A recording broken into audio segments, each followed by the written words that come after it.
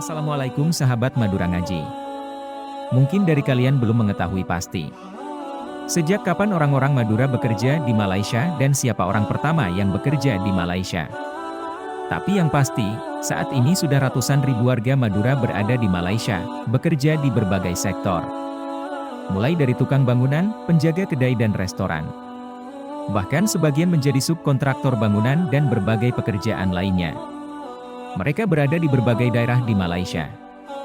Mulai dari Johor di bagian selatan, Melaka, Negeri Sembilan, Kuala Lumpur, Selangor, Kelantan, Terengganu, sampai di Kedah bagian utara Malaysia. Mereka juga berada di Sabah dan Sarawak, bagian Malaysia yang berada di Pulau Kalimantan. Orang-orang Madura datang ke Malaysia secara sendiri-sendiri maupun berkelompok.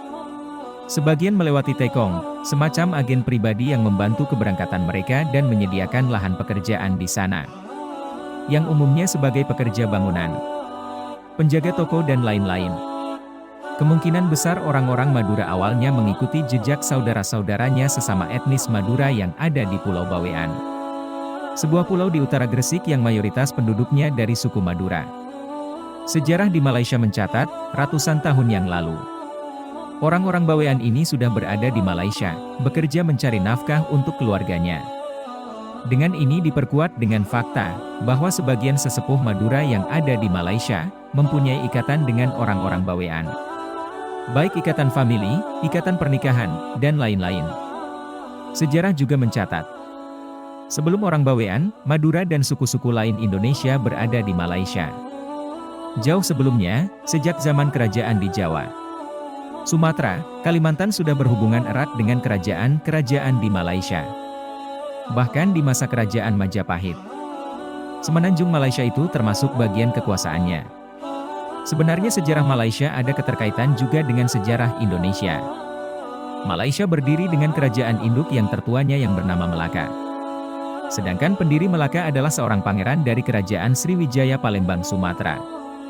Semenanjung Malaysia ini kemudian berkembang sebagai pusat perdagangan utama di Asia Tenggara, karena berkembangnya perdagangan antara Cina dan India dan negara lainnya melalui Selat Melaka yang mempunyai posisi sangat strategis.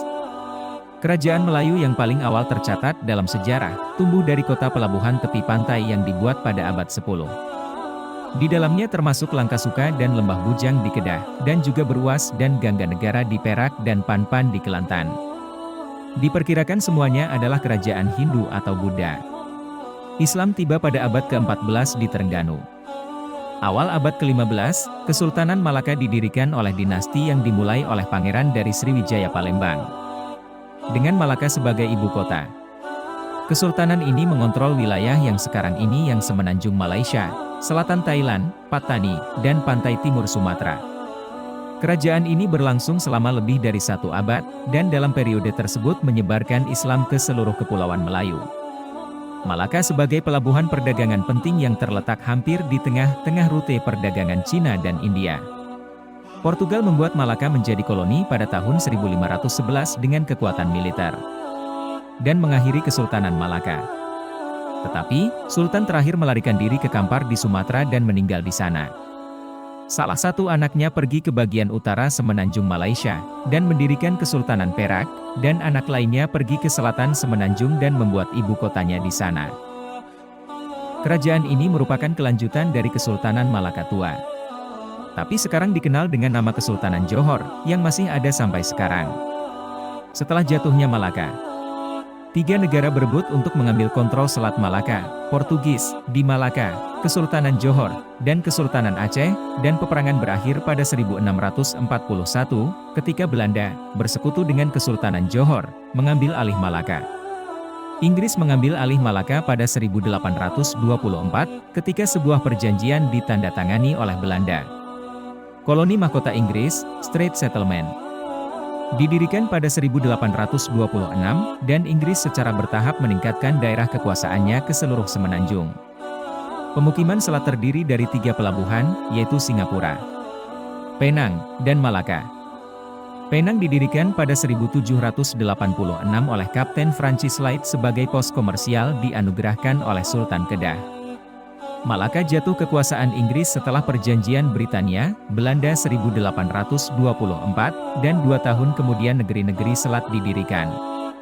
Negeri-negeri ini diatur oleh British East India Company berkedudukan di Kalkuta sampai 1867 ketika administrasi ditransfer ke kantor kolonial di London. Juga pada sekitar saat ini banyak negara bagian Melayu memutuskan untuk mendapat pertolongan Britania dalam menyelesaikan konflik internal. Kurang dari 10 tahun setelah pergerakan transfer selesai, beberapa negara bagian Melayu di pantai barat menjadi di bawah pengaruh Britania.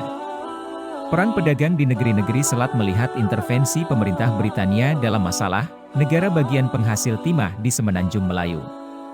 Ditambah dengan gangguan kelompok rahasia Tionghoa dan perang bersaudara.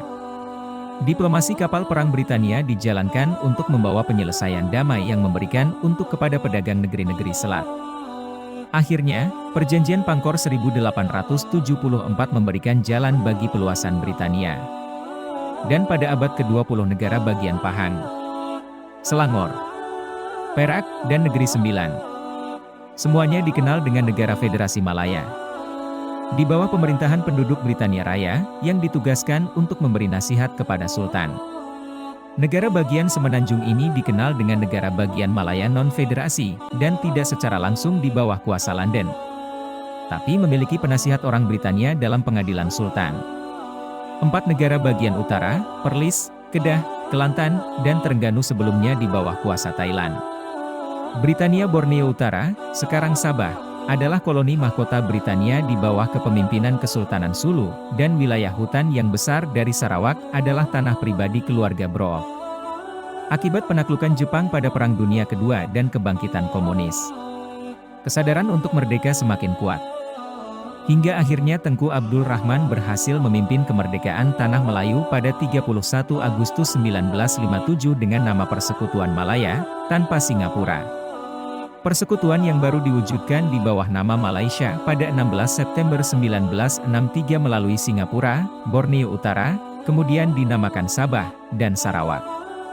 Kesultanan Brunei yang pada mulanya menyatakan keinginan untuk bergabung dengan Malaysia menarik diri karena mendapatkan tentangan dari sebagian besar masyarakat Brunei. Pada tahun 1965 Singapura menarik diri dari Malaysia dan membentuk negara sendiri.